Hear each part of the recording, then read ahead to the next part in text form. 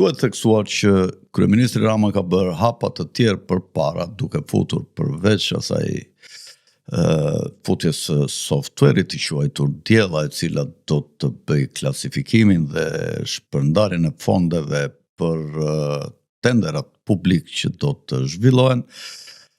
por teknologjia dhe ky software sigurisht që drejtohen nga njerëz dhe nuk përjashtohet mundësia e abuzimeve dhe subjektivizmave dhe korrupsionit, por përjashtohet mundësia e përgjegjësisë, pasi softveri nuk mund të mbajë përgjegjësi në rast të përzgjedhjeve të gabuara që do të bëjë përfituesit e tenderave. Në planin ndërkombëtar do të theksonim disa momente. U anullua takimi midis Trumpit, presidentit të Shtetet Bashkuara, dhe presidentit të Rusisë Vladimir Putin,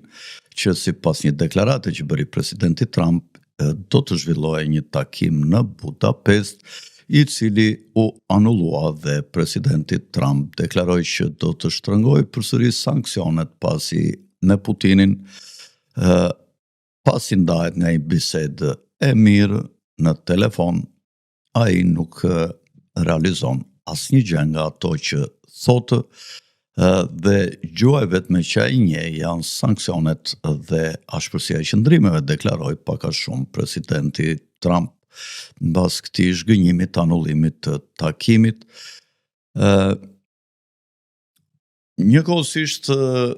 ngjarje të tjera kanë ndodhur në Shtetet e Bashkuara, ku është bllokuar pagesat dhe fondet për të gjitha agjencitë